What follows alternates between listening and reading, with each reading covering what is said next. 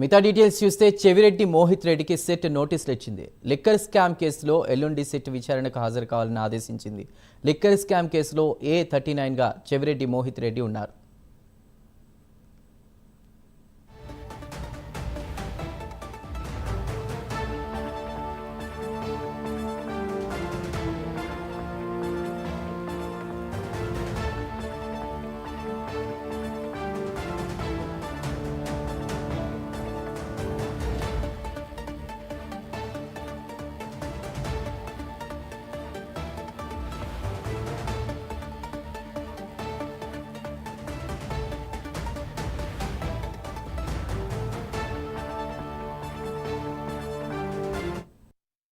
చెవిరెడ్డి మోహిత్ రెడ్డికి సెట్ నోటీసులు ఇచ్చింది. లిక్కర్ స్కామ్ కేసులో ఎల్లుండి సెట్ విచారణకు హాజరు కావాలని ఆదేశించింది.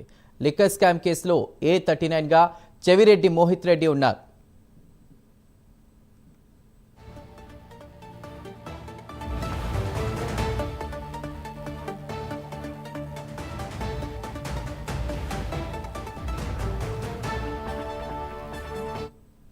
లిక్కర్ స్కామ్ కేసులో ఎల్లుండి సెట్ విచారణకు హాజరు కావాలంటూ చెవిరెడ్డి మోహిత్ రెడ్డికి నోటీసులు ఇచ్చినట్టు తెలుస్తోంది. దీనిపై పూర్తి డీటెయిల్స్ మా ప్రతినిధి శ్రీనివాస్ అందిస్తారు. శ్రీనివాస్.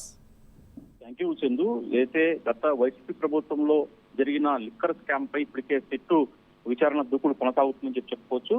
తాజాగా చూసుకుంటే ఈ కేసులో ఇప్పటికే చాలా మంది కూడా దాదాపు 9 మంది కూడా అరెస్ట్ అయ్యారు. ఇప్పుడు తాజాగా చూసుకుంటే ఈ కేసులో నిందితులుగా ఉన్న చంద్రగిరి మాజీ ఎమ్మెల్యే చెవిరెడ్డి బాసిరెడ్డి తనయుడు చెవిరెడ్డి మోహిత్ రెడ్డి కూడా ఇప్పుడు సిట్టు నోటీసులు జారీ చేసింది. లిక్కర్ స్కామ్ కు సంబంధించి కూడా ఈ నెల 25వ తేదీన అంటే ఎల్లుండి బుధవారం రోజున కూడా సిట్ ముందుకు విచారణకు హాజరు కావాలని చెప్పేసి కూడా సిట్టు అధికారులు కూడా చెవిరెడ్డి మోహిత్ రెడ్డికి ఒక నోటీసులు జారీ చేశారు. దీని ప్రకారం చూసుకుంటే ఆయన ఎల్లుండి విచారణకు రావాల్సి ఉంటుంది. అయితే సిట్ కేసులు ఇప్పటికే దాదాపు 39 మంది కూడా నిందితులుగా చేరుస్తూ కూడా సిట్ అధికారులు ఈ ఎఫ్ఐఆర్లు దాఖలు చేశారు. అయితే ఇప్పటికే దీనికి సంబంధించి కూడా చెవిరెడ్డి మోహిత్ రెడ్డి తండ్రి చెవిరెడ్డి బాసిరెడ్డి చంద్రగిరి మాజీ ఎమ్మెల్యే అయిన చెవిరెడ్డి బాసిరెడ్డి కూడా ఇప్పటికే అరెస్ట్ చేసి అతన్ని రిమాండ్ కూడా తరలించారు. అయితే ఇప్పుడు ఈ నేపథ్యంలోనే ఇప్పుడు ఈ కేసులో కూడా లిక్కర్ స్కామ్ కు సంబంధించి కూడా చెవిరెడ్డి మోహిత్ రెడ్డిపై కూడా సిట్ పోలీసులు ఎఫ్ఐఆర్ అతని పేరు చేర్చుతూ కూడా ఇటీవల పేరు చేర్చారు. ఈ నేపథ్యంలోనే అతని ఎల్లుండి విచారణకు రావాల్సిందిగా చెప్పేసి కూడా సిట్ అధికారులు చెవిరెడ్డి మోహిత్ రెడ్డి పేరుతో కూడా ఒక నోటీసు జారీ చేశారు. అయితే ఎల్లుండి మరి చెవిరెడ్డి మోహిత్ రెడ్డి విచారణకు సిట్ ముందు విచారణకు హాజరవుతారా లేదా అని చెప్పి మనం చూడాల్సి ఉంటుంది.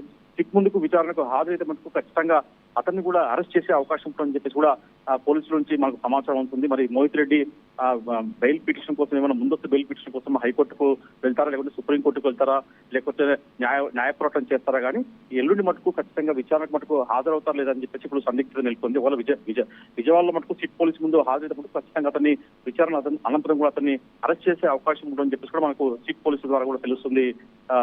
Chandu. Right Srinivas, thank you.